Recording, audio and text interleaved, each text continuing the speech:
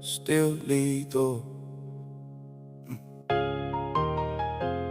Numbers up, thread the needle. Yeah. Frost in the air when I talk that. Clock in my head, let it all stack. Never raise tone, let the stat snap.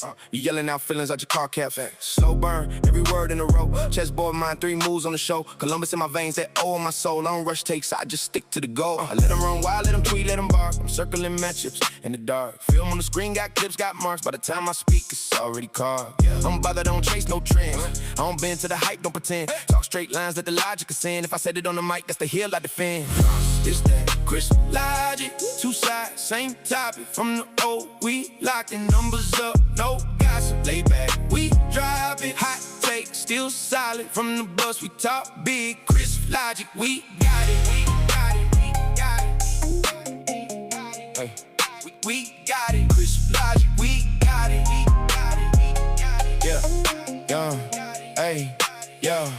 Yeah, we got it. Zay in the cup, bring the flame with the proof. Got clips, got links, bring the tape to the booth. I don't raise voice, but I raise that roof. Wolverine mind, but the brain's too smooth. I'm Big 10 bars with a courtroom file. I break down plays, make the room go wild. You talk vibes, I'm already on trial. Receipts in the stash, been stacked for a while. Yeah, I call out cap by the quarter. You just feel heat, I control the border. Facts in a row, I'm a stat harder. Turn any week, take 2 man slaughter. Columbus the base with a maze blue heart. Still show love to the city that's art. We go back and forth to the tape apart. Frost with the ice, I'm the spark in the dark. Zay.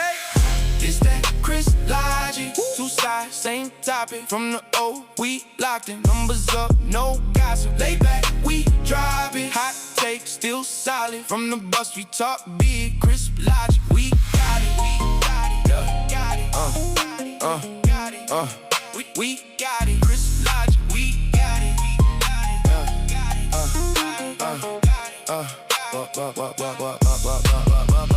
it, Wolverine, still the same creed. Cold facts, warm mics, we bleed for the feed. Columbus on the map, yeah, we plant that seed. Every take, cut clean, every word that you need. Hey!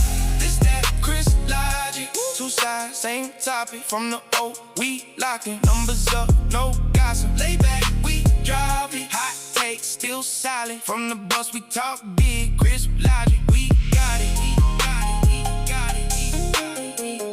Chris logic. Chris got it, we got it.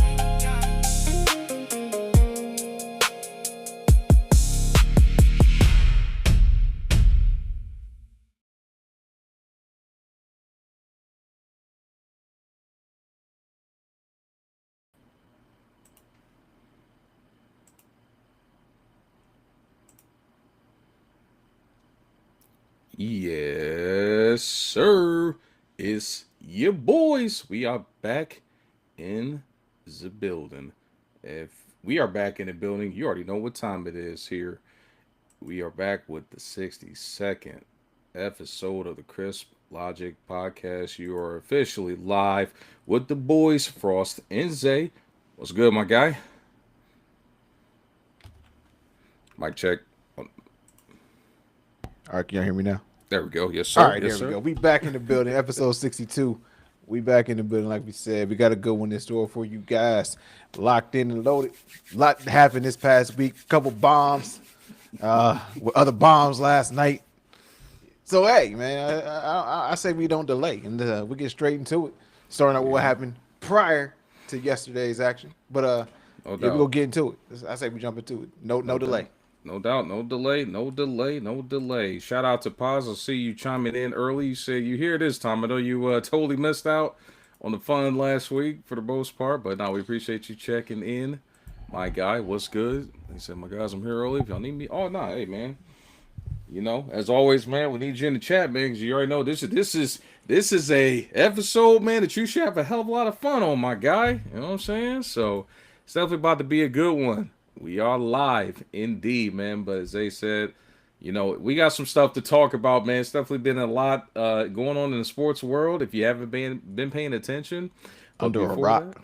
Man, like, yeah, you definitely have been like in the woods under some boulders, like out in Yellowstone Springs or something, bro. Like, but nonetheless, man. But before we get into that, man, be sure to be able to like, follow, and subscribe to the Chris Logic Podcast on all your favorite social media outlets, because we are ramping it up, cranking out content and live episodes again every single Thursday right here on Facebook, also on YouTube and Twitch. So no excuses, man. If you tune into YouTube, you can always catch us. Same with Facebook and also for our gamers on Twitch. But got some stuff to talk about here. And before we get into the basketball, we obviously got to talk about the big bomb that dropped this week here. Talking a little bit of football here. Which I'm still kind of puzzled, but we gonna dissect it and give our takes. But if you have not been paying attention, the Cleveland Browns, our fellow Ohio City, 2 hours north of us, home to the Cleveland Browns, they traded away longtime star and arguably the best player in the game today, Myles Garrett, to the Los Angeles Rams in a trade for young rising defensive lineman Jared Verse and several draft picks. But Zay, we got a lot to unpack here, man, because I know there was like some rumblings going on surrounding it, but like it happened, bro. Like it finally happened. Your initial reactions after hearing about the trade of the Browns cutting ties with Myles Garrett, and more so like the timing of it, man. So for me, like I would imagine there's going to be some type of compensation that the Rams are taking on with this trade. That's the only reason it makes sense. They just re-signed him last offseason. They just re-signed Myles Garrett last offseason, obviously with the big extension. I would imagine that they're going to take a lot of that dead cap. But I like the trade, like for both parties. For both teams, okay. For both parties. Like one, the Rams. What are the Rams? They are the kings. They are the people. They have patented. Fuck them picks. Fuck them picks. But this also means to me that this has been in the talks. This is not something that just happened overnight. Because this trade, in my opinion, I don't like it. I don't like it.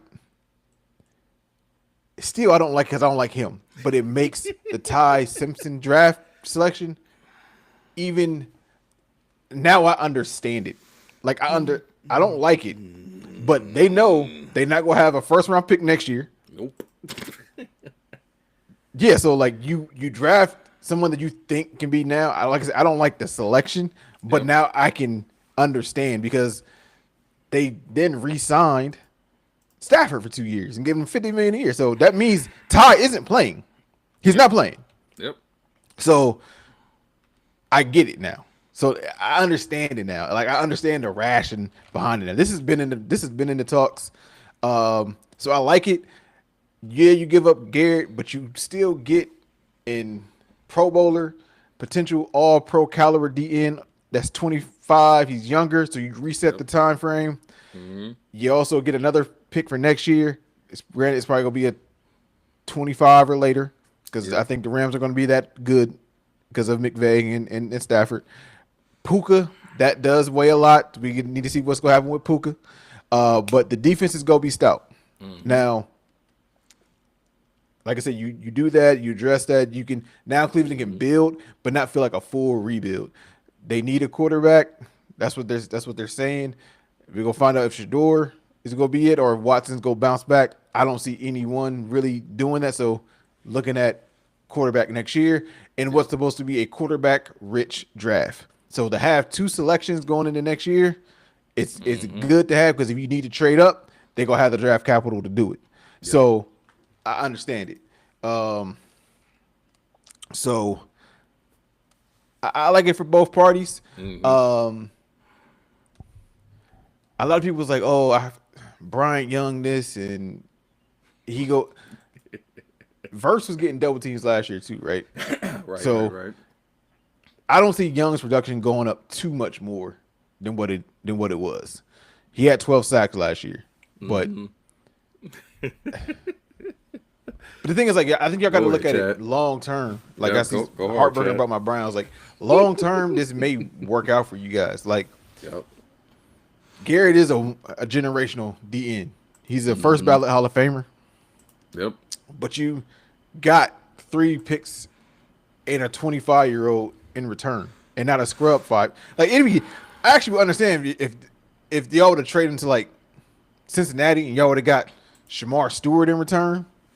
I get it, but you're getting a potential All Pro, 2-time Pro Bowler in Jerry Verse back, who's a dog, like versus a dog. So you're getting another dog. Like y'all trade away the King Corso for like a pit, but you still got a dog. Like you still got a dog. So I think people just need to chill out a little bit. I think the trade's gonna work out in the long run for both parties. I don't know. The Browns, I think, like I said, got better immediately. Didn't get better immediately, but at long term, it's going to work out. Mary Kay spotted. Answers going in the chat. So we got another question. He says, please tell me if the Browns are great at drafting players. They drafted Myles Garrett. They did draft Myles Garrett, but that was drafted like Joe Thomas. But that Myles Garrett was two, like, I can't miss, though. I gave you 2 Hall of Famers, though. True. But they also drafted Trent Richardson, if I remember correctly. They did. It happens, though, man. I mean, everybody drafts a bus. Everybody drafts a bus. Oh, boy. Woo. Like, because for every bus, not for every bus, I won't rephrase that. But Pause. you have a bus in a first-round pick. Shit. Then the Patriots have a 6th-round pick like Tom, or the Steelers have a 6th-round pick like before Vontaze Burfict hit AB. So it doesn't matter. Like, so knock the Sonic rings, the Mario coins, sent that the man sense to the out of that astral motherfucker. plane. So yeah, like, you know what I'm saying? Like, so it's very possible. Like, it don't matter if they have a history of it. It's what they have in the building now and what they can do moving forward. So boy, this is starting to turn to the Browns confessional show here. Shit. Hey, y'all did pick Johnny Football over Deshaun. Shit. Woo. Boy, chat going in today, boy.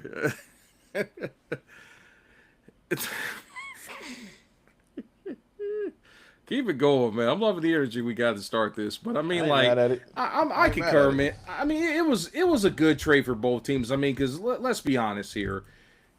As currently constructed, Cleveland wasn't going far. They were not going to be in contention for like the playoffs.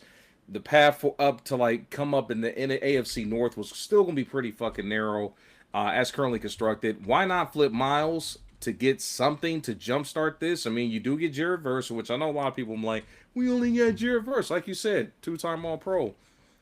Has played very well in the trenches since he's gotten into the league. Now, maybe part of that was because of some other guys that he shared the D line with who may possibly be coming out of retirement for this run. But, we'll see.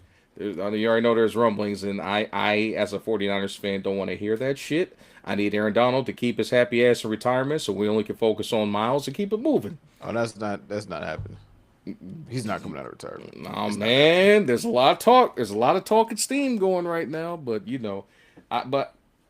I would just love for him to stay retired because I ain't trying to deal with both the motherfuckers. But nonetheless, I digress. But no, I mean, I like it for both teams. Cleveland has to do something to like, they had a slight window with an elite defense, but if you're going to tear it down, change it over with the coaches, still trying to figure out the quarterback situation, you had to make a definitive move and go in a certain direction. But, we could have traded more for better offensive players. I mean, y'all got 2 guys coming in at wideout. So I'm a call out a Browns fan because it sounded wrong, and it was wrong.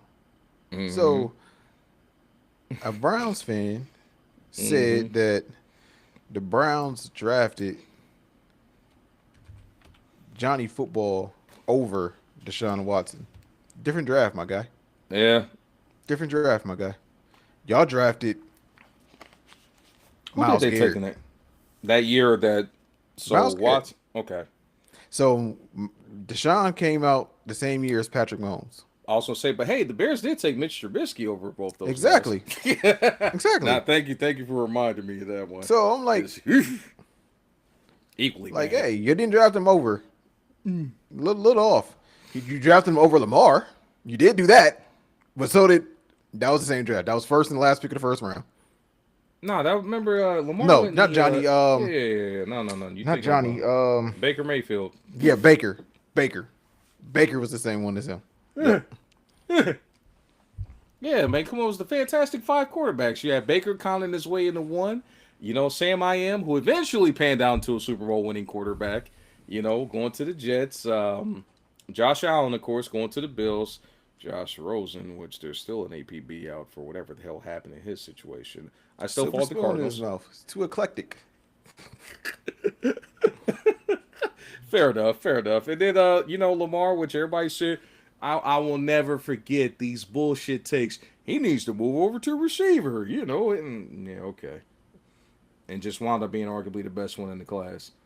Man, why are we even? Come on, man. Now we just digging into the crypts of the. Come on, man. Like, nah, we ain't doing that, man. And I ain't even gonna let you do that about Tom. Tom was not Tom at Michigan. Coming from Michigan. He was Tom was not Tom at Michigan. Tom became Tom in the NFL. Oh my goodness. He became Tom in the NFL. He was not Tom at Michigan. He was not Tom terrific. Like hindsight's 2020, so you can crack that joke. I still say they gave that man the super soldier serum, but whatever. I digress. Might as well, man. Man said he ain't had a strawberry in 30 years. Are you human? Which is crazy. But this is crazy. But one thing I want to highlight with this, because obviously the whole relationship and the dynamics between Myles and the Browns has been choppy ever since they really kind of missed their window a couple of years back to really make some noise. You clearly had an opportunity last season to move him and potentially get back much better draft compensation. My question is, did they wait too long, or was it still good to do it now when you could have got multiple picks like before the contract extension was signed? That's my question. I don't know. Like, if they do it last year, I just think it's another first round pick, and you don't get a proven commodity with it. So people are like, oh, it wasn't enough. It wasn't like, what exactly do you think Myles is worth? In this age that everybody wants the Godfather offer. Like, what do you think he's worth? They want to get back what they gave up to get Deshaun, pretty much. Like he's 30. Like he's 30. Strike one. Yep. So he's got miles on him, no pun intended. He's 30. Right. So how many more seasons does he have at elite level? Man's just at elite level. Chat, bro. Thad Lewis, come on, bro. So yeah. You know what I'm saying? So to get a proven commodity, former first round pick in Jared Verse. My pleasure. You get another first round pick next year. You get another second round pick the following. You get another third. Now people are like, you could have got 2 first rounders. You did. It's called Jared Verse. You got a proven first rounder. Not a guess. Not a guess. You got a surefire. You do got a guy. You do have a replacement there. I mean, is he going to be a total disruptor like how Myles was? That remains to be seen. But like, nobody's like Myles. No. But does he have the potential to be an elite edge rusher? Yes, he's borderline elite already. Yep. Like, I'm not even talking about just from like a Madden standpoint, but if you look at Madden, he already a 90 fucking overall. Like, he already a 90. Facts. Like, just going off of that logic for the gamers out there. So it's not like they got a scrub. Like, Jared Verse is not a so-so guy. Like, he's on that cusp of being elite. He's strong as hell. He's athletic. He's fast off the edge. 6'5", 6'6", 270-ish. He's a unit. He's good at bending. He's not good like Garrett bending the edge coming off, but he can learn that. He can develop that. Like, he's there, man. Like, Jared Verse is nice, bro. So give it time. Like, just give it time. His 2 seasons, 4.5 as a rookie, 7.5 as a second year guy. So, nah, man, what? It'll just be like Von Miller when he went to. Are we talking? Hold on, clarify that. Are you talking about Verse coming to Cleveland or Myles going to Los Angeles? I need you to clarify. He's talking about Myles going to LA, but that's completely different. He's coming off a DPOY. Right, like Von was definitely like on his the back end for him at that point, but that's an insane take if that's how he truly feels. But sign Josh Gordon, he'll light it up. Buddy is trolling in the chat right now, man. But So obviously, I think we're in agreement that it was a good deal considering the circumstances. I mean, you still got some draft capital. You do get a guy that's several years younger that has been productive. Um, Obviously, the question comes now: are the Browns officially in rebuild, or are they still hanging on to whatever contention window that they were that they No, thought they I don't had? call it. I won't call it a rebuild because they got versed in return. Okay, It's kind of like a reload. okay, So they're getting younger. mm-hmm. They're bringing in new guys, new head coach, new regime, Yep. new mindset. Um, so I like it. Mm-hmm. Do I have them picked to be last in the North this year? Yes. Mm-hmm. Um, but I think the North is going to be very competitive this year. So We'll see. I mean, obviously, it's still a crowded conference.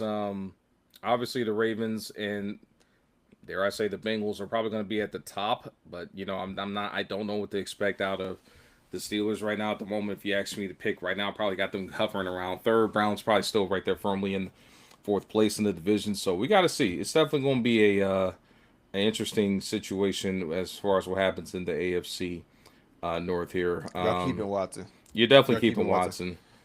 Yeah. Like he restructured his deal almost like to a prove it type deal. Mm-hmm. You keep Watson. I think he's going to be the front runner to win the job. Mm-hmm. Coming out of camp, it's going to be between him and Sanders. Dylan is not going to be a factor in the actual QB race. Mm-hmm. So yeah. So I got you. I got you. I definitely think, yeah, they're going to keep him. I mean, if anything, he's at this point a bridge quarterback to whatever their direction they're going to go in. yeah, At this point, one season, whether that's to try to help further along Shador, or whether it's to, get them in position to bring in another quarterback, in next year's loaded draft class. Who knows? It could be Shador. It could be a Dante Moore. Just depends on where the chips fall and how far they fall this particular season. So. because Deshaun he'll turn 31 during the season. Yep. So let's say he does bounce back. Yep. He's at the end of his contract. You can re-sign him. It won't be for nearly as much money. No. You can stretch that bridge out if you don't fall in love with any of the quarterbacks. Mm-hmm. Like, I'm not a big fan of Arch. I know people still high on Arch. I'm not a big fan on Dante Moore or at the next level. I like him as a college quarterback. Okay. I don't think it's as rich as people thinking because a lot of people are like, oh, Sellers is as a physical specimen, but not as a quarterback. Mm-hmm. He still has some tweaking to do. So we'll I was see. just throwing out Taylor Green as an option.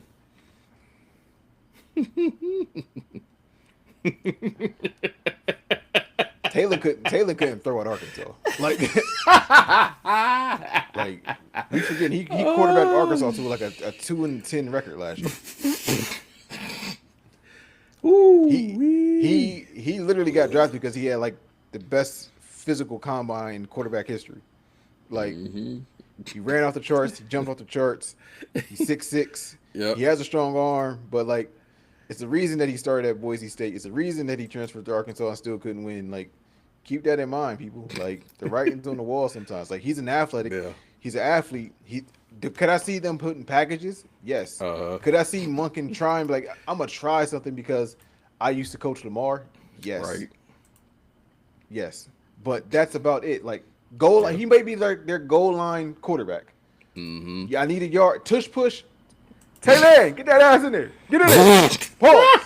Go. Hey, yo, I can't Go. Like that's what it's gonna be. Like 6'6", Are you 230. calling him a gimmick quarterback? Taysom Hill 2.0. Taysom Hill's made a hell of a career. He did. Why not? Yeah. So, As long as he's not Tim Tebow, No, he's more naturally gifted than Tebow. Like Tebow might be the biggest gimmick in college football history. Fool's gold. Oh God. But that's getting too far off topic. That's another topic for another day. Hey, the Broncos did get one playoff win out of him. Thank you, Demaryius Thomas. All right. Oh, he took a 5-yard slant and took it 80. Tebow, like stop. Hey, I still remember Skip Bayless going on talking about he's a gamer, he's a game changer, and he can throw the football. Demarius took a 5-yard slant 80, and they like Tebow, Tebow, like it's Tebow time. He's a winner. Like y'all forgetting that Tebow had the Florida track team headed by Percy fucking Harvin. Oh shit! Out there, like Percy. Go watch clips of Percy Harvin. Oh, yo. I remember, bro. Percy's special. Hey, remember Percy's special. Hey, my squad lost a national championship during that stretch. Trust me, I remember. Percy is special, yo. Like, oh my goodness, brother, don't get me started here. We should be talking more about that move, but like we kind of all knew that was happening. That was like a foregone. Yeah, they announced that trade was going to happen. The only thing that kind of threw a wrinkle in it.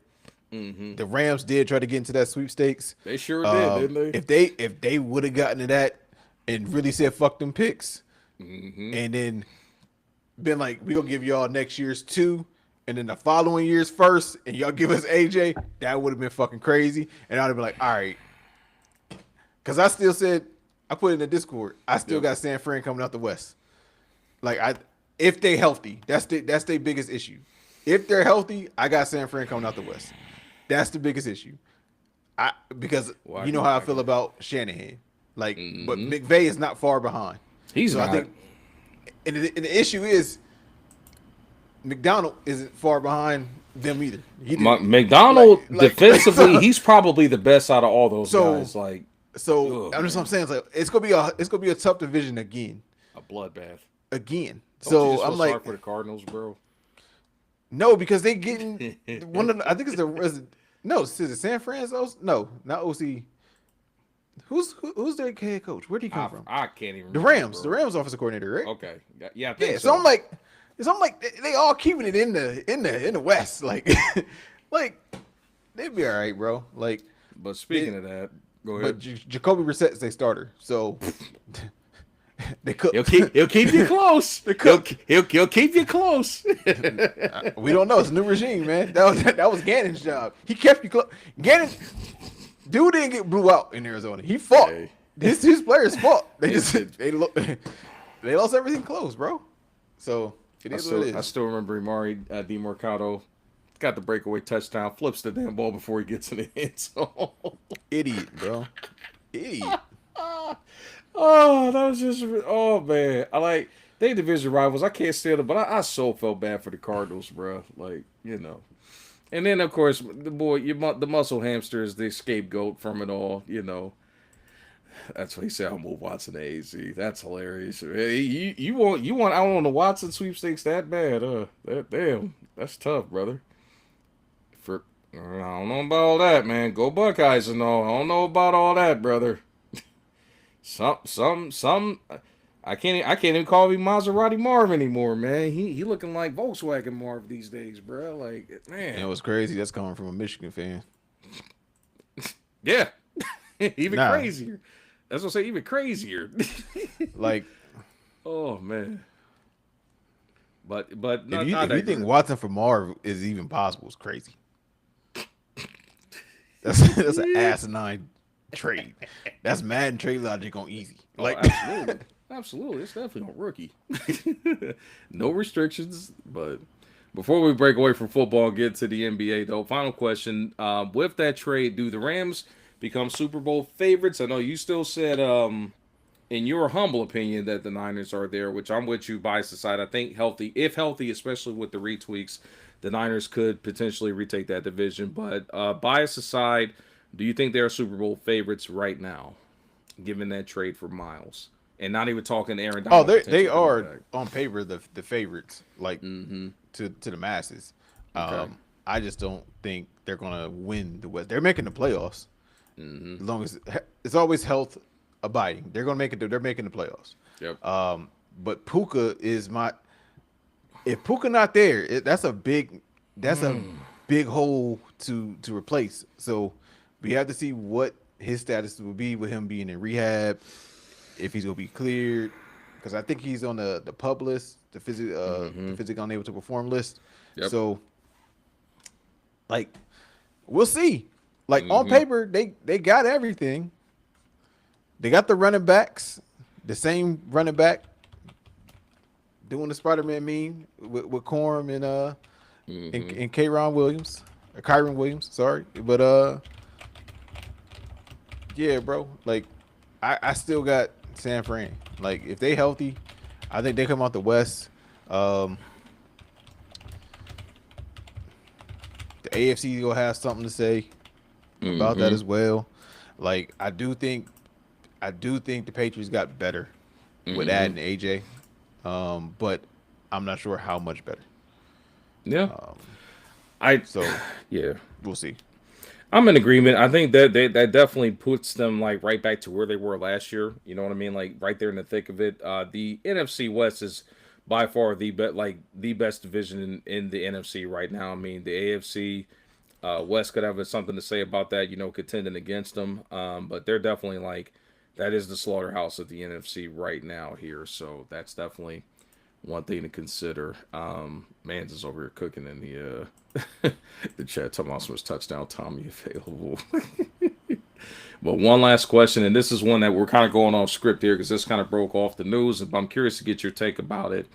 If you have not been paying attention recently, as we talked about the 49ers, their wide receiver that they have had embattled a complication situation with, Brandon Ayuk, recently had a warrant issued for his arrest stemming from the speeding ticket incident where he was caught on, well, not caught, but he intentionally sped past on a road past Levi Stadium going 40 miles per hour over the speeding limit and then putting it on Instagram while he was doing it. After several months of investigation, San Francisco authorities have now officially issued a warrant for his arrest. But Zay, given the injury situation, the circus show surrounding his communication with the Niners, and now this, do you think his career is over? Or do you think someone's going to give him a second chance? I think someone will give him a second chance. Like, this will be at a very discounted rate. But in my head, pack him the fuck up. Like, I think if you're the 49ers, you have no choice but to. I've been saying that forever. As long as you know me. Like I've been saying, like Ayuk is not the guy. Like you was never an Ayuk guy, bro. Like even with your Purdy bias aside, you're like he is not that big of a difference maker. But I think I hate to finally admit this because now I can take my bias off. I can, I'm thoroughly done defending him at this point because I can't endorse the shenanigans he's on. But he is definitely a system player. Let's just be honest, bro. Like he put up those numbers. Like I know a lot of people wanted to talk about Brock benefiting from it, but Ayuk was quietly one of those guys that truly benefited from being in that system. People don't understand the type of attention that Debo, Samuels, Drew mixed with Kittle, like and CMC, like. Nah, it's a different regime over there in the Jets. He won't be a Jet. The Jets won't touch him. They trying to stay young at receiver. I was gonna say like they've officially reloaded in that wideout room. I don't think the Jets are gonna pull the trigger. The Jets wouldn't touch him. No. Like now, the Bills might if they get him cheap. That's what they do. They get rehab receivers. Brandon Cooks, Amari Cooper. They might. They might, but that's where that stops at, bro. Like, oh god, and he clearly has demonstrated he does not want to play in the cold. Get over it, tough titty. Like, but like, bro, just like with the I don't know if we've seen like he's putting with the shit that AB was on to shame, like with like just the lack of like I don't care like about the bag, I don't care about the money, I don't care about playing like. He's literally like looking like Smokey and Friday. What Craig say? He's just walking up and down the street playing. Nah, like, don't nobody top AB, bro. I'm sorry. AB, but AB didn't kill a guaranteed bag though, like he did. Like guaranteed money, and guaranteed money is what I'm saying. Go watch that. You better go see what happened in Vegas. I remember that shit, obviously, but what I'm saying is like, but that was even on what a 1 or 2 year deal though. That like this was a past prime deal though. I remember. And he never took his pads off and quit and caught an Uber home mid game. God damn. Every time I think about that shit, bro, I just remember that Shannon Sharp meme had him like with the black about his mouth, with the hitty in his head, with no shoulder pads, walking off the Like, field, bro. Like, what the fuck? nah, AB got to be studied, bro. Yeah, AB got to be I studied. truly think he's a walking CTE case, bro. It compliments Avante's perfect, like no doubt. But I mean, I sincerely hope that he figures it out, whatever the hell's going on, bro, like, and gets healthy. But his career in San Francisco is definitely over with. I think at this point they're probably not even taking phone calls, if there's any calls even coming in for him at this point.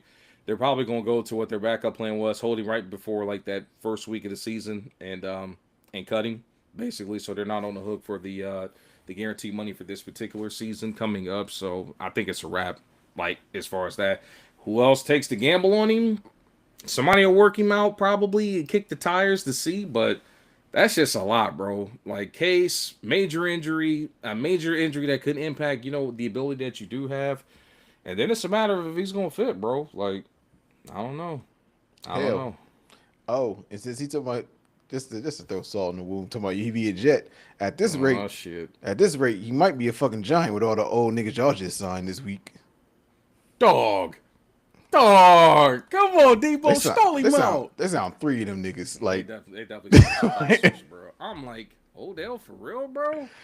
Odell was cool. I get it, ticket sales, but it was like two other ones that came along with it. I'm just like, who else was Juju, it? Juju Smith-Schuster, yeah, they did. And it was one other one they also brought in. I'm just like, oh, y'all niggas wilding. Like, I gotta see that one, because you're right, because they called it. I was watching Sports Center this morning, and they called that mess out. Who all did? Yeah, it was. I know it was Juju, and I know it was Odell, and there was one other one. But I think he maybe more like returner. Is it a white receiver? Braxton Berrios, another has one. Yep. Yeah. So that's what I'm saying. Like, hey, no. You open up this box, Fox. Yeah, you opened it up. This was an episode. Yes. You opened it up. Son, all them old niggas. Like, ugh. They definitely signed first team all has been for sure, buddy. And they all in that receiver room. Woo. So, hey, you maybe coming to a locker room near you, man. Go ahead and get Debo while you at it too. God. Nah, imagine those three Eagles in the locker room. You got Juju over here, TikTok, and OBJ out here like on some bullshit. Debo with his questionable fashion decisions, and Ayuk out here speeding in on the Jersey Turnpike. Like, go ahead, bro. That's too much. And y'all still got Malik Neighbors on podcast talking it up. Chatty cat. We definitely gonna be talking about that one in the near future, brother. Cause I respected it though. Yeah. I felt about Caleb Downs. I respected it. I respected what he said about Caleb. Me too.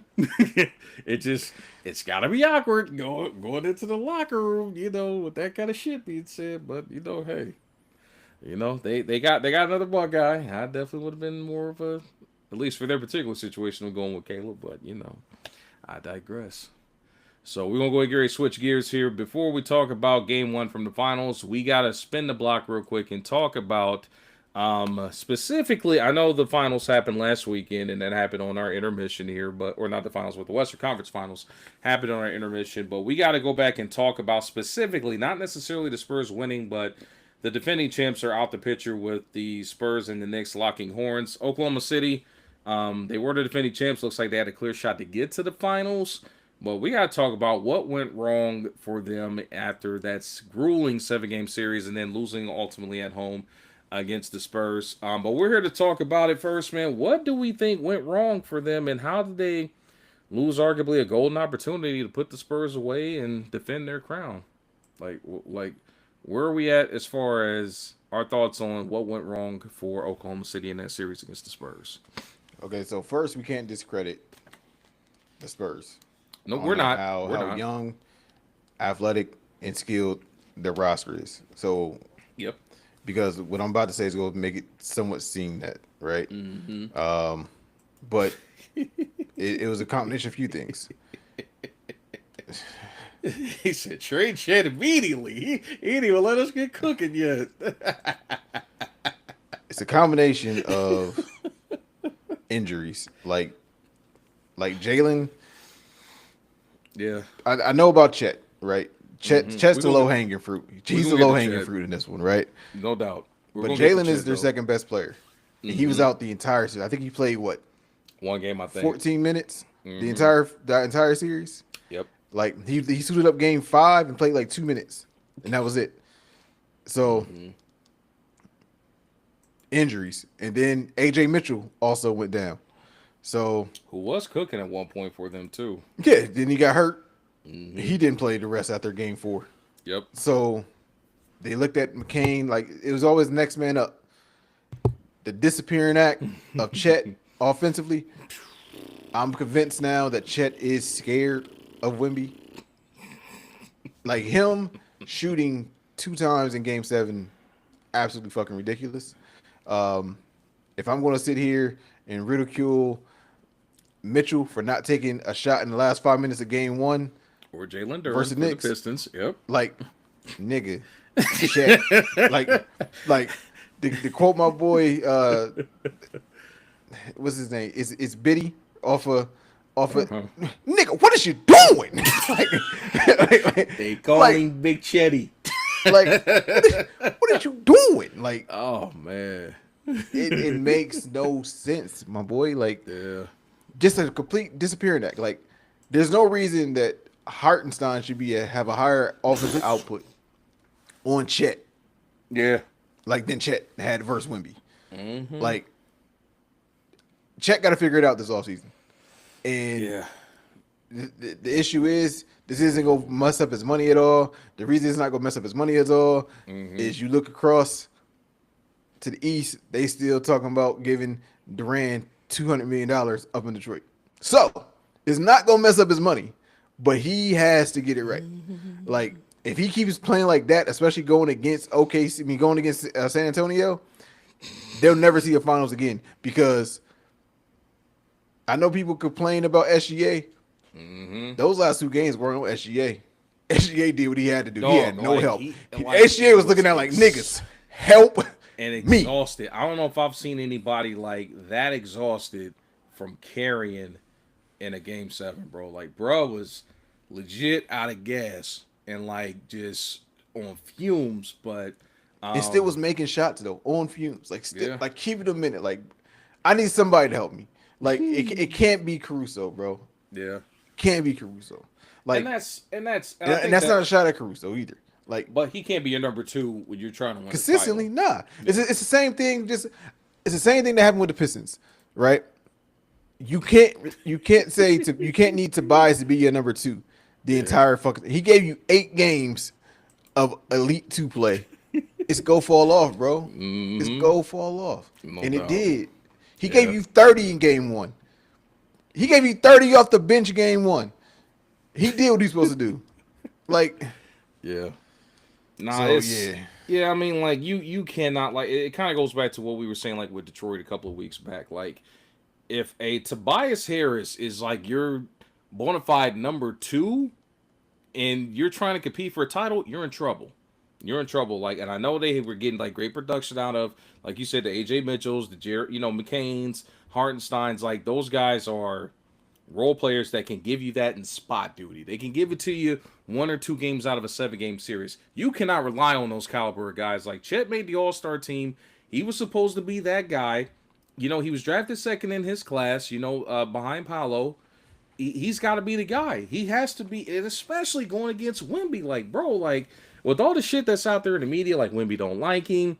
Them clearly highlight when Chet stepped on my man's, like, shoes intentionally on the free throw shit. Like, you gotta respond, brother. Like, you would, like, before people were talking about Wemby coming over here, you were supposed to be like that unicorn guy that was supposed to be like next level, like the guy the big that's got the guard skills and able to stretch the floor and do all this extra stuff. Like, that's who you were. As soon as Wemby shows up, it's like you accepted your fate when the chatter went away. In general, so no, like Chet's got to figure it out, man. And I especially if we're talking like max contract, like 200 million plus, like, bro, you got to figure it out, bro. Because San Antonio's not going nowhere as they're showing. Like, they're young, well ahead of schedule. can't call it a rebuild anymore. They are legit live contenders now. They're there. They the own finals. the West right now. Yes, they as of this minute they own the West, because even though Sam Presti's going to find a way to like continue to keep them in contention, obviously with his mastery of movement, but I would not be surprised. It's already rumored they're trying to get into the top five. I think the top 8 in this draft class. In which they got the pieces to do it. They got the pieces. Yep. You got 2 first rounders in this class.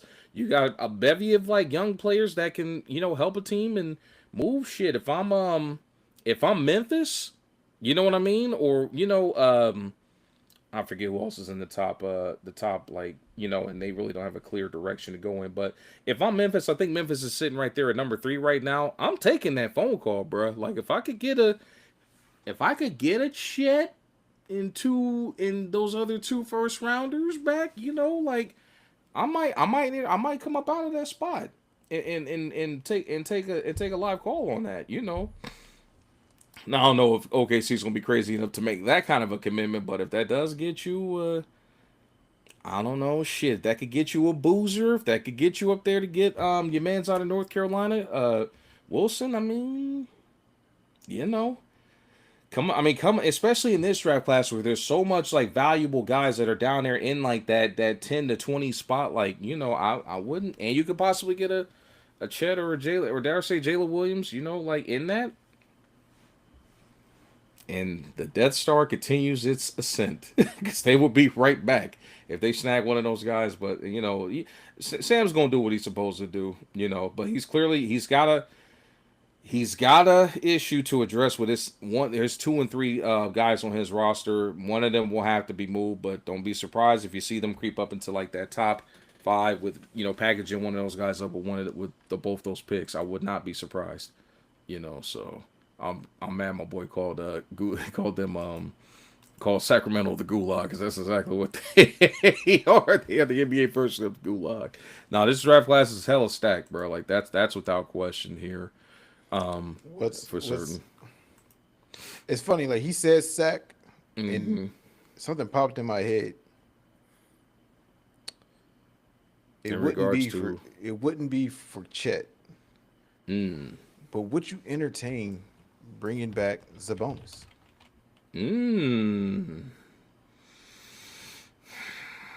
Like he would play well alongside Hartenstein. Right, yeah, and he's also a guy he's a playmaker because he's a willing passer. And he rebounds consistently. Yeah.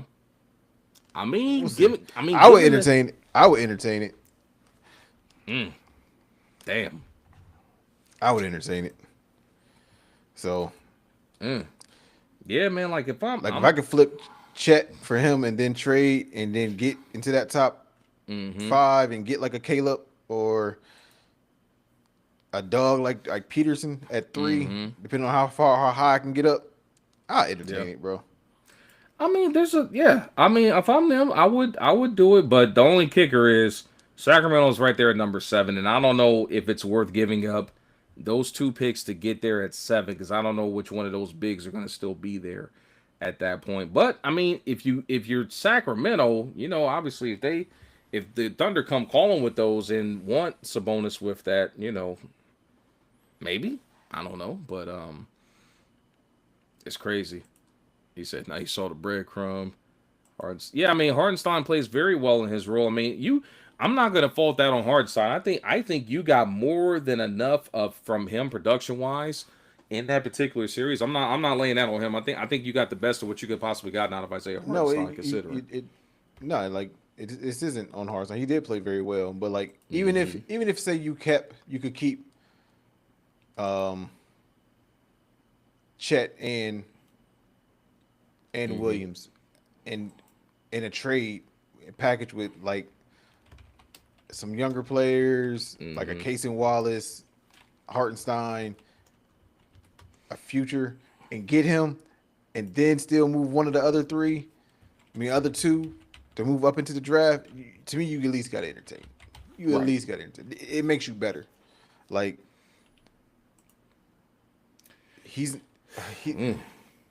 like Hartenstein is not better than Sabonis if healthy. So no, he's not, clearly. No, I mean, as far as the answer to the question that we're prompted right now, I mean, OKC will clearly they're going to be back next season. I mean, this rivalry between them and the Spurs ain't going nowhere no time soon. But they are in a very interesting position this particular offseason to make some noise. I mean, I just don't know if you know, I don't know, man. Like you could possibly get up there in that three spot, to go get Cam or Caleb Wilson. I mean, shit, if they get their hands on Wilson and he's healthy, bro, like good, ooh, you know. He said I would take Hardenstein, man. What you mean over Hacker Mitch? You want him back versus old Mitchell Robinson? It's 30% free throw ass. Hey, bro, I remember the first, we gonna get to it, but I just remember the first play last night when he got like an airwood, bro. They said he goes to the line for 3. I said, nope, we're gonna settle for the 2. Because he's not hitting this damn free throw. Bro, look. My wife seen that free throw and she was like, what was that? like my wife seen it and she was like, what was that? Like, What is did he just throw it? Did he just throw it at the rim? Like, basically. Of course you're ready to Basically. Bing bong. Y'all cut up with the chat here today, and I appreciate it. So. Bro, so JT, I am not gonna allow you coming here talking about this Bing Bong shit. You are a Cavs fan. You are a Cavs fan, my Bing boy. bong, fuck your life. If you see these dogs in your front yard, just know I'm upstairs going hard. Bing bong. Nah, I think it's time for us to go ahead and get right on into it, man. Because obviously this is the main event of the show. Final segment on deck now. NBA Finals Game 1. One of our guys. I mean, shout out to him. I know he's having the time of his life here this particular spring. We are going to get into the Knicks drawing first blood after Game 1 in the NBA Finals against those San Antonio Spurs and effectively taking back home court advantage in general. So yeah, we're gonna go ahead and get into that here. We got a couple more comments. We got Paul saying Mitch is a defensive player. Yeah, he is, no doubt. But your man can't shoot free throws for shit, bro. Like he is making Dwight Howard and Ben Wallace and Shaq look phenomenal when it comes to shooting free throws, bro. Like his shit. This is why I need a moderator. Money, where you at when I need you? That comment will get you banned. The second coming of AI is crazy. Talking about Brunson, mind you. He's talking about Brunson. We can't put him in. Ban him. No. Ban list. Ban list. They said the ban, man. Anybody can get the ban. Oh shit, that's wild. But like, and first off, as a Brunson fan, and you already know Villanova in the building. But this guy. But nah, man. I'm not gonna go that far. I think Jalen Brunson is his own player, man. He's just a different breed, different style. He's a winner, bro, on every level. Going back to high school, college, obviously, he's a winner, just a bro. bucket. And yeah. The reason my issue with Brunson is I can't figure out how he fucking does it. That's my issue with Brunson.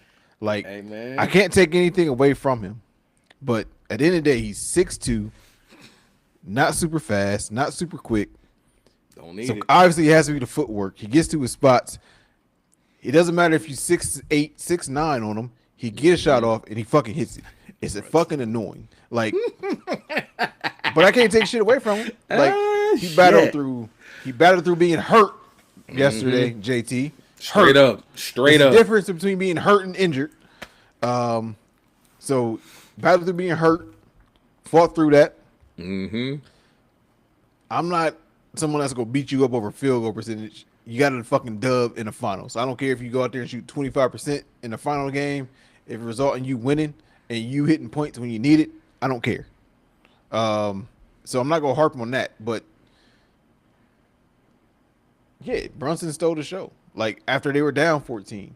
So you could easily be like, oh, San Antonio let this game slip. No. Brunson took it. Brunson took it. And it's something that you see. Whenever I talk about Wemby, I've always talked about his defensive prowess. So oh shit. Oh man, hold on, bro. Hold on, man. Hold on, Andre. He faster than Andre Miller. So He is way faster than Andre. And no disrespect to Andre Miller, man. Like, we ain't gonna do the young bucko like that, man. But nah, bro. Like, he is so much better than Andre. Like, period. Yeah. Well, no, but no. Josh Hart is that dude. We gonna get into Josh Hart, man. Again, another one of them Villanova Wildcats. But nah, man. Jalen Brunson, like, he's got NBA pedigree. People really like. I know we're caught up in like the whole, certain like guys who'd had dads in the NBA and they either didn't pan out or like the kids were disappointments. Jalen Brunson's dad, Rick Brunson, a former NBA player, he knows the blueprint on what it takes to get to that next level, bro. And that's just what it comes down to. Because you mentioned it, I just want to mention this. So for if you didn't watch the game last night, I just wanted to be. I know he'll never see this. He'll never see it. Mike Breen, you're a fucking dick for what you said last night. So he says. Put me on. What? He said, it's because you mentioned Jalen Brunson's dad. He was like, Jalen's dad was on the Knicks. The last time they were in the finals and played the Spurs. I forgot. He played a whopping 7 seconds. He did. Yep, he sure did. Hey, you ain't had to say that shit. I mean, but he's telling the truth though. But his daddy, he played in the finals. His dad played in the finals. That's all you had to say. That other shit was just disrespectful. Like just throwing salt on. He played a whopping 7 seconds the entire series. Shout out to ESPN stat crew for digging that shit up, bro. That's crazy. Like, bro, that's so disrespectful. Actually, no, it wasn't. He said 9.3 seconds. He even put the point on it. 9.3 seconds. But you know what's even more disrespectful?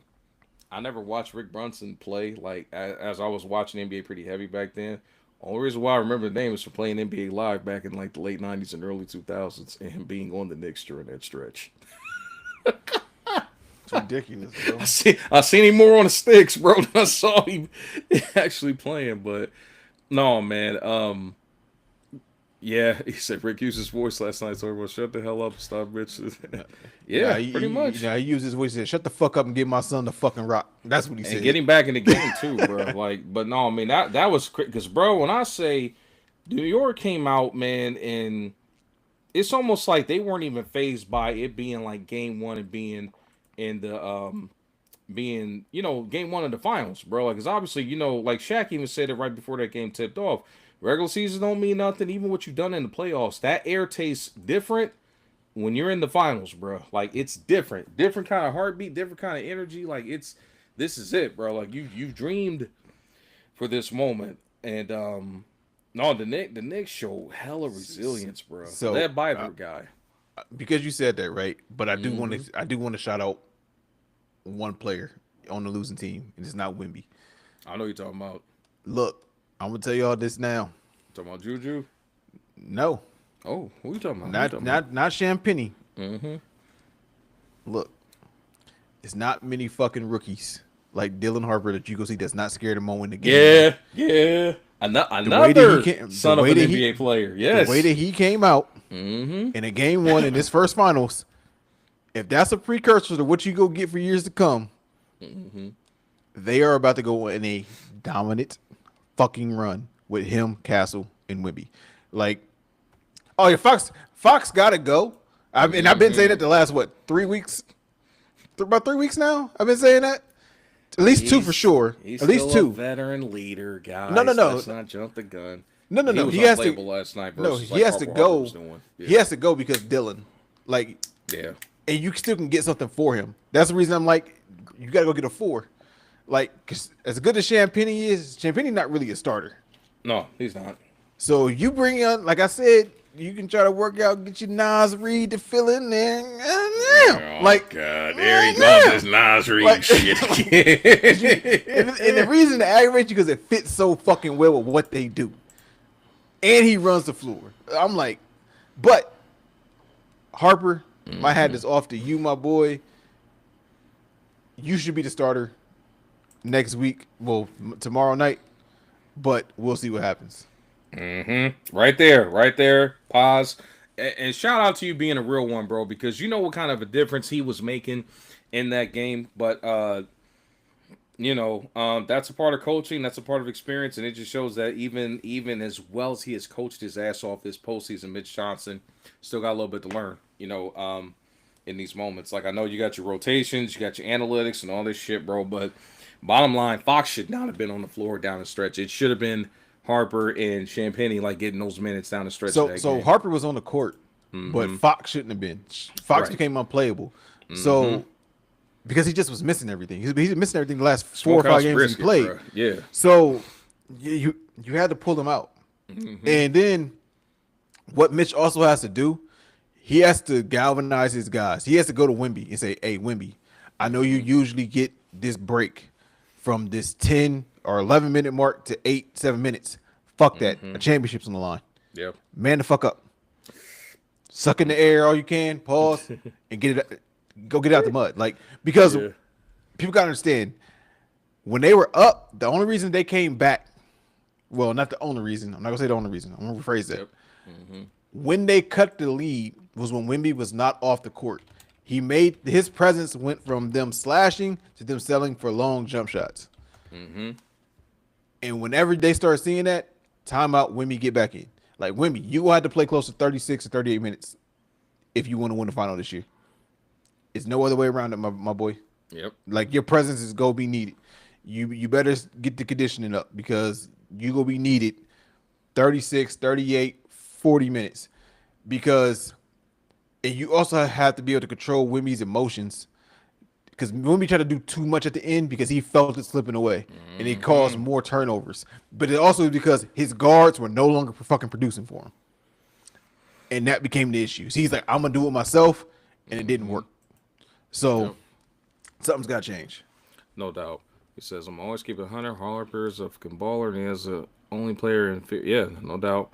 But if we keep women from dominating, we can't. I'm glad you brought that up, man, because there's a guy who I owe an engraved apology to, because, buddy, I've been on him as being like the guy that will be the reason why they will be held back. But I can't take shit away from what I saw last night. He knew the pressure was going to be on him. He knew that all eyes were going to be on him, and he answered the call defensively. Big shout out to Karl Anthony Towns with the way that he was playing Wemby last night, and also shout out to Mike Brown for the defensive scheme that they had cooked up defending him, bro. Like, cause when I say like Wemby had a rough way to go, like I know he still got his double-double. I know he still went out there and put up the 26-12, 3 blocks or whatnot. But the biggest thing that spoke was he only went 6 for 21 from the field with a lot of tough shots. And every time he tried to like go from the 3-point line downhill, man, we're talking pinches, rotations. People was in the pockets, and Karl Anthony Towns just was balling, bro. Super efficient, But the fact that he is a guy like I love the matchup situation here because he loves living on the perimeter. Everything that we've crucified him on, as far as like the way that he plays, like wanting to live on the perimeter and not being more on the block, the shit actually plays in their favor because if you can keep Wemby away from the bucket. And keep him from not being attached to the paint as strong as he likes to be. That's going to open up a lot of what you saw from Jalen Brunson and some of those other guys last night, being able to get downhill and get to the paint with ease. Like, because the biggest thing with the Spurs is you got to find ways to keep Wemby away from the bucket, and that's the strength of it. So, no, big shout out to Karl Anthony Towns, man. He made Wemby work last night. I mean, real talk, he doesn't get that 26 if he doesn't get to the free throw line as much as he did. And knocked down 12 out of 13 at the free throw line. So, big shout out to Karl Anthony Towns. I owe that man an engraved apology because he might be the reason why they win this shit. As quiet as it's kept. Like, I've never seen him play that aggressive, like, defensively. Nah, and funny thing is when they're down, in my group text, I was like, yo, if they're going to win this game, Cat got to be aggressive. Like, Cat got to be aggressive. Yep. And he got aggressive, and they won last night. Like, yeah, like Brunson go get all the flowers, but Cat, he righted the ship at times. Like, so, nah, hats off to Cat, but I just hope we go see what makeup Wemby got because he low key talk shit. He's a shit talker. And after the game, talking about he basically had him in a fucking pretzel. basically. And Because, buddy, I mean, they we go see how Wemby respond tomorrow night. Like, yeah, he's gonna have to respond, bro. Because like even for like New York to only get 3 points out of Josh Hart, but to still get 15 rebounds, playmaking 6 times, 4 steals, like that dude, Josh Hart, man, like he was drafted to. A lot of people might not know this. He was drafted into the NBA as an actual point guard, but obviously his point guard skills are like somewhat limited. But he's still a guy that can help facilitate and run an offense for you. I mean, he's got experience doing that. A guy that damn short that's a natural guard, being able to get 15 rebounds with a 7'4" big man on the other fucking side of the ball is fucking amazing to me, bro. Like, that dude is an all-hustle player, man. Like, it's insane with how big of an impact he has on the game, considering he's not an offensive star. Like, he is their Draymond Green. Like, I'm gonna keep it a beam with you, bro. Like, if you need like that glue guy, that unsung hero to like make those extra plays and get shit done for you, bro. But you need it. Like, Josh Hart's that dude for the New York Knicks, man. Like, it's insane what he is doing. As far as like him not being as big of a factor offensively, but God forbid he starts knocking down his damn 3-point shots. if he get going offensively, yeah, you can forget about it. Flat out. And I'm not even gonna be on some fake stuff. I'm not gonna change it up. Like, I locked it in. I still got my prediction of not OKC, but at San Antonio in 6. You still go Spurs in 6? I'm still going Spurs in 6. So I'm still in line with it. It can happen. But it's not a confident Spurs in 6. No way. So. Oh man, it's funny. It's funny though, like, because I think, and I hear what you're saying, because I think kind of like what most people have said. Like, you know me, I maintain my stance. I said, bro, I'm confident. I called it. I said, well, I'm not saying I called it because obviously there's still a lot to go, but I said I think the Knicks are going to surprise people with how well they're going to look against them matchup wise, and it's just because the Knicks is quite they're fucking top heavy, bro. Like, you got obviously a superstar now at this point in Jalen Brunson. Give him his damn flowers. You have a legit all-star in Karl Anthony Towns, and you got a bunch of guys that, depending on the situation or who they play for, they're fringe stars. In the Mikal Bridges and the OG Anunobis. This nigga Paz about to get kicked out. Like, you gotta give him his flowers, bro. Like, nope, he got it, bro. He got it. He just typed it first. That was my next point. Well, yeah, I mean, he's actively participating. Paz about to get banned for stealing my notes. Like, this is fucking crazy. I swear, y'all got like a shared cloud drive or like a Google Drive. He's hacked it. He's hacked it. He's hacked it. Oh, like, shit. He got the sauce. To give us a sauce out of beef. No, he ain't got the sauce. He ain't got the sauce. He hacked my shit. Pause. Like, he hacked it. Like, literally, as you go, I'm like, yeah, like OG, that little run he had 8 straight. Next thing you know, let's not discredit OG's impact. Fuck out my notes, man. But no, like that, but that's my point though, bro. Like, nobody's like dominating offensively for them, bro. They're just getting it done as a complete fucking unit. Like, guys know their roles and they're doing what they're supposed to do in their roles. Jalen's the unchallenged 1. Cat know he's number 2. He said I'm a part of the team pretty much, but yeah, man, like, no, their guys do their thing. I mean, shit, you got Landry Shamet like coming and giving you a clean like a sneaky 13 off the bench, bro. Like, they big, strong, fast, unorthodox. That's a balanced breakfast over there, boy. And I kept trying to tell people, I'm like, bro, you don't knock out all these teams that was like near the top with ease like that, bro, without like knowing something like that. But I think that's the people that have followed the NBA for so long just automatically thinking, oh man, the East is weak, the East is watered down.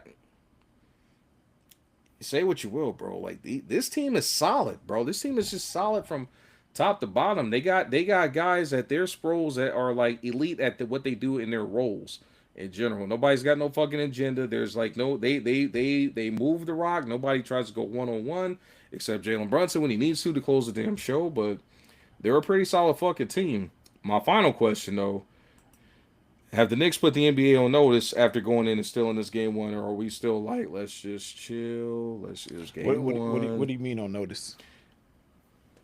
Do we think that after what we witnessed last night, because obviously that was a game full of adversity. You start go down right out the gate. You know they hung in there and wound up taking control of the game when it counted, with the Spurs cooking in certain spots. Are the Knicks not only kings of the East for the foreseeable future, but are they legit now that they could beat anybody in the league just coming off of what we saw last night? Do we think that the Knicks put the NBA on notice that like they're not going anywhere? They are legit contenders for the next several years. Uh, Are we ready to say that, or do we need to see more out of the series first? they got to win the series first. Fair enough. Like San Antonio not about to roll over. Mm-hmm. Like this ain't about to be another sweep. I said 12 straight and counting. If we win tomorrow night, it's over. Nah, y'all still not gonna sweep them. It may be a gentleman's, but y'all not gonna sweep them. Like Wemby go get one. You're not gonna get swept. I think they win one. Well, I got them winning in 6, but I got them winning game 2. That's fair. Don't be surprised if Wemby on some shit, like, and Castle. Honestly, Castle got to put Cat on the poster.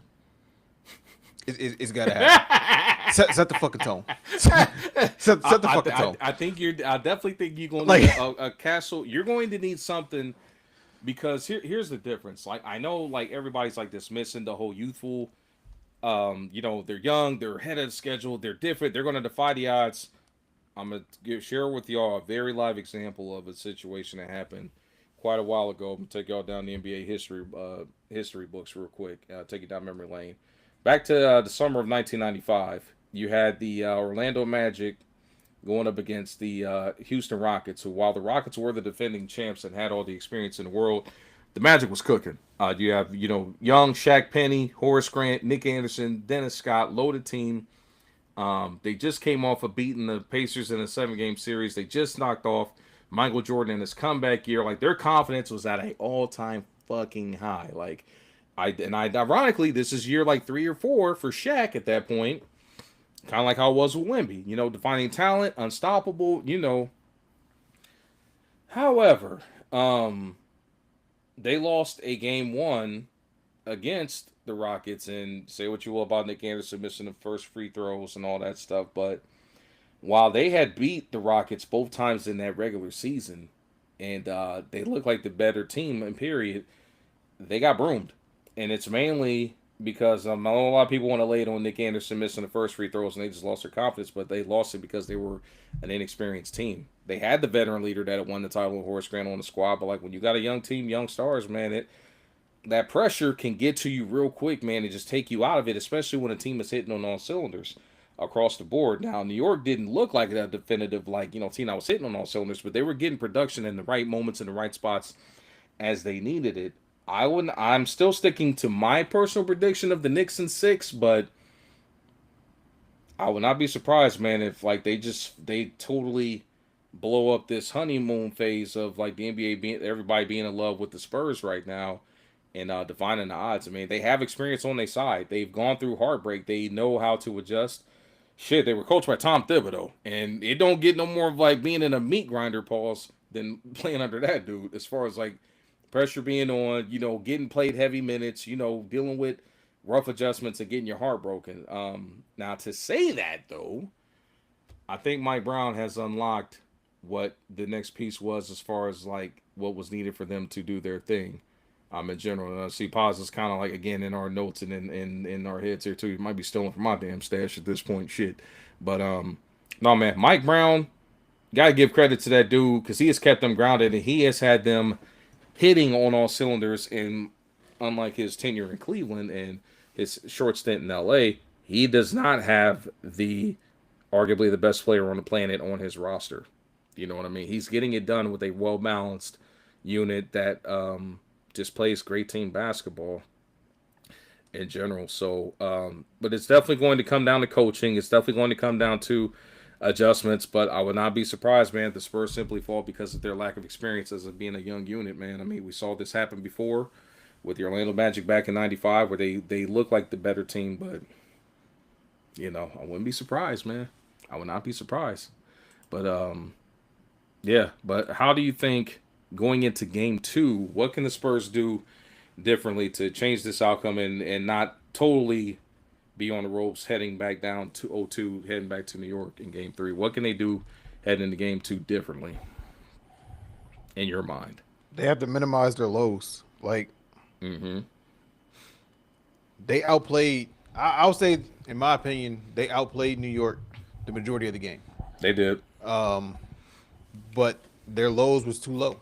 Yeah. Like basically, you saw the same thing that happened in Game 1 versus Cleveland. Instead of it being 22, it was 14. Yep. Like, you had to be able to stop that bleed, and they wanted to keep Fox on the fucking court. Like, that has to stop. Like, I get it. You want Fox to be your guy, but right now Fox is not 100%, and he's a hindrance right now, and you have to play that accordingly. Harper has. When you watch Harper, I forget that he's a fucking rookie as of right now. That's one. Like, when they keep saying that, I'm like, he's not a rookie. What did they talk? No, he is. He is a rookie. Yeah. Like, and they gotta be in attack mode at all times. Like, this is what I also mean by Stephon got to put Cat on a poster. You got to get Cat in foul trouble. He's not a great defender. You read my mind. Right now he's playing with confidence, right? Yeah. So you have to make them play Mitchell Robinson and take a score and a floor spacer off the court and a playmaker off the court. So you got to do it. My thing is, like, even if it's not him, you got to get it. You got to get the ball to Wemby in the spots and be like, attack him, make him defend, put fouls on the board with Cat, get him out the game, make him unplayable, make him unplayable, and that's what they got to do right now. And until they do that, if they don't do that, it's gonna be an issue. Like, as much shit as people talk about Cat is a top 4 or 5 center in basketball. He's super uber talented. He's a top 4 or 5 center in basketball. Go ahead. I'm just playing through my mind. I'm not disputing it necessarily. I'm just running through the options in my mind. Obviously, Joker, Embiid, Wemby, and then you can pencil him in there. I don't know about Embiid right now, but if only because of healthy, health. But if he's healthy, it's not a question. But shit, dude, the keyword, obviously, that's been the one thing that's stopped him. I can't think of anybody else necessarily. Good. Not at the center spot. Yeah, so I mean AD, but AD can't stay healthy either. Shit, AD really a 4. He's really a 4. Yeah. Obviously, I'm not putting Rudy Gobert up there, even though there's some clowns out there that would throw him in that mix. Because how good he is defensively, like, that's why. But he can't do anything offensively. Not in the NBA. FIBA, but NBA, no. Like, when he started on these fuckers that want to turn into Superman overseas, bro. Like, I don't know what that shit is. Embiid healthy is better than him. Like, it's not really close. Like, Embiid healthy is clearly better than Cat. Clearly better than Cat. Clearly better than Cat. And I'm kind of with you there too, Paz. I just think he's cooked. I mean, right now at this moment, you can't say he cooked. Even the way that he played when healthy in his playoffs. I know he. What 35 point game has Cat had in the playoffs? He hasn't needed to have that though. But what has he done? What has he done? He hasn't done it. I don't care. I don't want to hear. Oh, he hasn't needed to do it. Because you want to know why? I don't think MB need to do it because Maxey also have 35 with him. So, because fuck Philly. It can be that, but be honest with yourself and be real about it. Like, be objective. Goddamn. Like, I'm a Michigan fan, and I never talk shit about Caleb Downs. Goddamn. Be honest. Like, be honest about it. Powerful. Like, I think I could concur with that, man. I would say he's definitely top 5 without question. I just don't. And I'm not the biggest Karl Anthony Towns fan. Like, you already know my issues with him just being soft and wanting to live on that damn perimeter too much. But he has. It's almost like he heard me talking shit and has applied that shit, and and like I said, I'm like, bro, you got that unicorn, that alien coming at you. What you gonna do? You got a guy that's motivated from not getting that MVP. They just took out the MVP. What you gonna do? But yeah, and I'm kind of like right there, bro. He has not been able to fucking stay healthy, and that's been his biggest thing. Like, we haven't seen a healthy season out of JoJo, and I don't know how long since when the Ben Simmons shit fell apart. When that shit went down, like, Bambi really hasn't been healthy in like about 4 seasons of counting. But if he's healthy, I mean, he has shown flashes, man. But like, he could easily come down in the pecking order depending on what, where, and how happens next season for him. And honestly, it's not a mute point when we talk about who's better. We didn't say who's available, who's better. So it's not a mute point.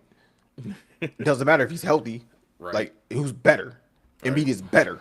Like, what are we talking about? Like, because if they both were healthy and healthy was not a thing, there's no way in hell you're picking Cat over Embiid if health isn't an issue. So you can say like he has a better availability, so he's more viable for you and what you want to do. That's perfectly fine. But the question was, who's better? Embiid is better at every aspect. Averages more points, more.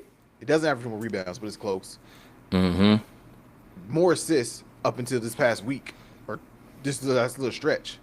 He's better defender, better ball handler. Pause. So we're all adults here, brother.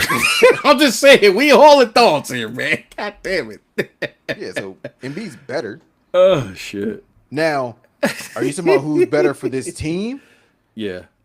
Cat probably fits the system better. Oh, without question. I mean, bottom line, like, especially with what I'm seeing defensively, he is. Yeah, but who's a better talent? Embiid. Embiid's more talented than him.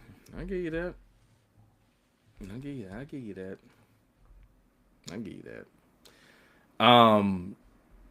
Yeah, I mean, I don't know. I just right now would probably take Cat like Karl Anthony Towns just because one, I could count on him for better durability. And I know what I'm gonna get out of him. I just don't know. Like if both of those guys was free agents right now at this minute, and I had to sign the two, and I had the cap space to bring either one of them, I definitely would probably go with Cat because I know I can get more sustainment. I guess that's the better term to use it. He's more of a sustainable option versus Joel Embiid. It's health. Health's really the biggest difference there. I mean, if Embiid had Cat's health on his side, then we might be having a different conversation across the board. So, they in the NBA. What does college got to do with anything? Well, shit. I mean, clearly it was Cat. Shit. Fuck the Jayhawks. See, the same way he hates the damn. He hates the Sixers. I'm not a Kansas fan. Rock choke Jayhawk. Fuck them. No. But anywho's better in college. That's crazy. Yeah, that's it. It's about sustainability between those two. I mean, really what it comes down to. But they're two intriguing like big men in general, and I would probably leave it at that as far as like that particular piece of the conversation. A couple of quick questions, and we're gonna get ready to shut it down here. Hot takes real fast. Do we think in this particular situation, and given the experience as far as coaching goes, is Mike Brown the difference maker in this series between the two teams? Does his experience as a head coach and being here before gives him an advantage over Mitch Johnson? Or we're saying fuck that shit and we still ain't seen enough out of Mike yet as a head coach? As of right now, Mike's a better coach. Like Mitch is what, 39? Mitch is 39. First assignment as a head coach. Yeah, first season as a head coach. He was an interim last year. And first postseason as a head coach, yep. Yeah, so the edge is there, like, for Mike. But Mike is not a bad coach. Look at what he did in Sacramento. Just, 3 seasons ago? And we ain't lit the beam since then. That beam gone, my boy.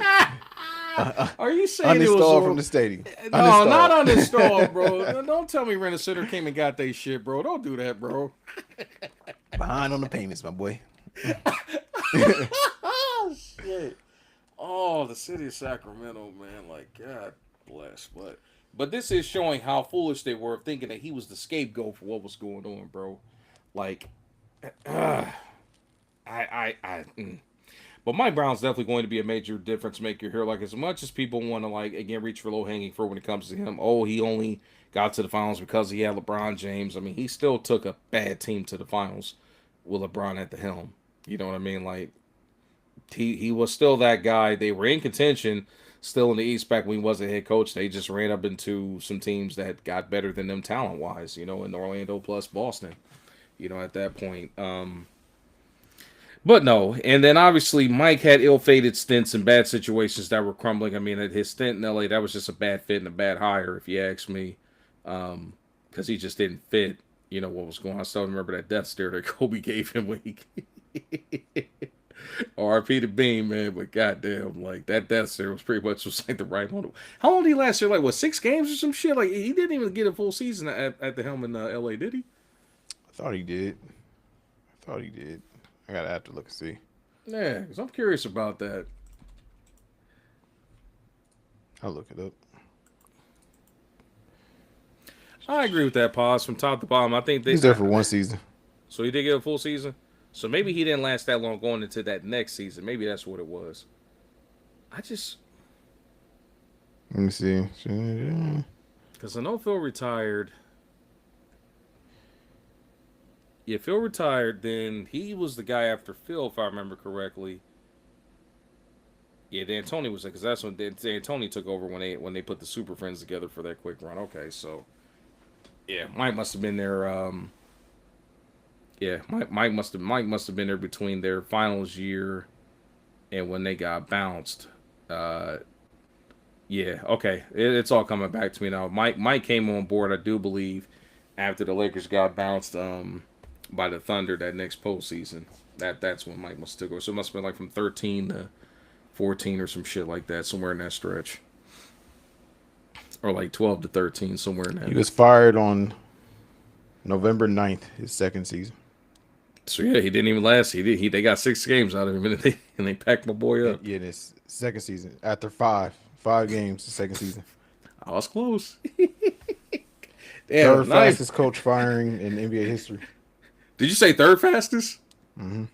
I wonder who's faster. Well, I'm sure there'll be other examples, I'm sure, but that's crazy. Like, yeah, but like Mike got a bum rap though, like in those situations, if you ask me.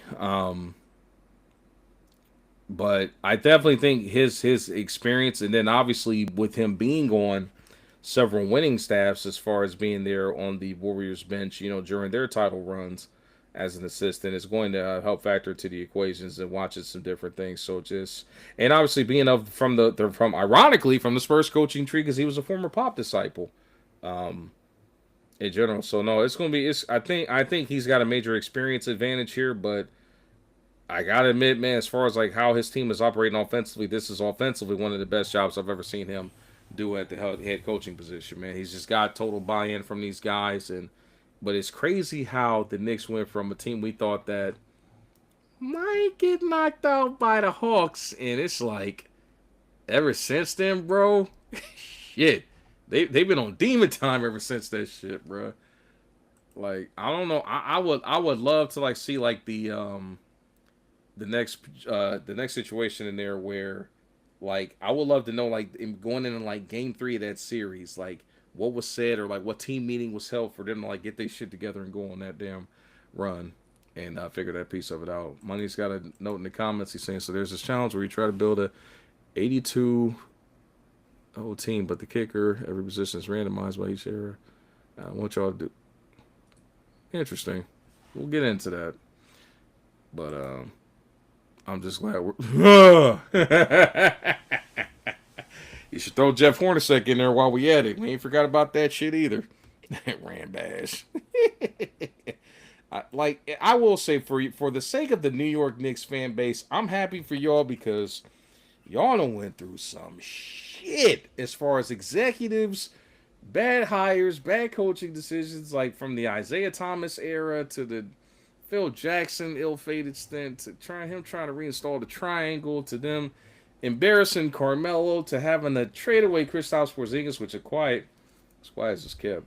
They got all on Kristaps Porzingis before the shit fell apart. Like, if we're gonna be honest, like I know everybody was calling him crazy at that point in time for being a salary cap trade, but considering how fast he fell the fuck off, like they actually got out well ahead in that situation, for sure. So, but no, man, for their fan base, man, I'm happy for them. In general, man, to seeing like where they're at and where they're heading to. So, but Mike Brown's definitely going to be a major difference maker in this series from the experience standpoint. I still got faith that Mitch Johnson and the boys will like make this a series. I don't think the Knicks are going to run away with it necessarily, but either way, for both teams, Game 2 is a must win. Spurs have got to win to not totally lose home court advantage, because then that means they have to win one in New York. Well, they got to win one in New York right now, but they would have to get 2 in New York if they go down 0-2. And then for the sake of the Knicks, if you're going to make this easier on yourselves, you got to put them in desperation mode real quick, and you really need to take away any chances of like them, because New York's going to be rocking in Game 3. New York is going to be off the effing charts. Like, I don't know when Game 3 is, but even if they lose tomorrow night, like New York is going to be rocking, brother. The Sunday's Game 3. Oh, NBA messing around. They said jet lag, we are rolling, brother. Time to pack this mess up, but I agree, Paz. It's definitely been a long time coming, man. But it's Monday. They're giving them Monday. Okay, so they're giving them a break. Okay, got you. A change gonna come. I hear you, Sam Cook. He said the next one's finals, every single borough will be on it. Yeah, pretty much, brother. Pretty much. Y'all gonna party like it's the 70s again, I'll tell you that shit. But it's gonna be interesting. We got a lot of basketball left to watch. The finals is far from over, but nonetheless, man, Knicks take Game 1 in San Antonio and made this thing pretty damn interesting. But we're going to see if the young upstart Spurs are able to respond heading into Game 2 tomorrow night. Be sure to tune in. But ladies and gentlemen, we are at the end of the finish line for this episode. We have reached the final bell here, grand closing, and we've wrapped up another quick episode. I was a little nervous coming into this one, so I'm like, bro, we're talking football. This might be. I know we won't go no 3 hours, but I'm like, man, anytime we start talking football, bro, I swear this shit get long-winded, buddy. For sure. And if we wanted to talk about what I wanted to talk about on the tail end of this, it'd be 2.5 hours. So yeah, let's go ahead and cut it. Nah, that's fair. No doubt. So, oh yeah, that's right. But we're going to save that for next week. We'll have all of our information up and going by then. Who knows? Shit, we might have gotten through one of our final off seasons for one of these 2-hour drive. You talking about heading up to New York? The parade. Yep. Might as well. Hey, I say go for it, my boy. Like shit, you know what I'm saying? You deserve it. You know what I'm saying? So, but nonetheless, y'all, we have reached the final. Well, this is it, grand closing. We definitely appreciate everybody tuning in. Chat, y'all was rocking today. Pause. So whoever the Raul Havana, whoever that cat was that was like providing free entertainment in the comments with the troll and shit. Your boy from Cleveland. I can't remember. I don't know who his name is, but that's Turning. Oh, it's Turn. Okay, got you, Turning. Appreciate you tuning in, man, and providing that. And I'm sorry for your situation in Cleveland that continues to unfold, but appreciate you bringing the noise and bringing the chat. Money Nick, appreciate y'all boys. Showing support, and everybody else, man, that tuned in. And if you was quiet, man, I encourage you, man, tap into that chat. As you see, we respond, we post the comments. We love the additional signs for content. But Zay, you got anything for the folks before we get up out of here and go pay these bills? Man, same as every week, man. Continue to pour into us as we pour into you guys. We appreciate all the love and feedback. Yeah, we on this road to 100, so let's make it happen. Join the wave now, and let's get it going, man. Let's get it going. That's final comment. I'm not gonna lie. I need a little bit more time to dissect that, man. But we definitely gonna talk about the whole stuff on another episode. If we get into that, man, we're gonna be here for 3 hours standing there. But we're gonna talk about that a little bit. The jig is up. Red, the jig is up. So, but now we appreciate y'all tuning in, man. Be sure to tap in next Thursday, another live episode. But we are going to holler at y'all next week. It's been another great experience with Frost and Zay. But we're going to holler at y'all next week. Y'all be easy and stay safe out there. Peace. Peace.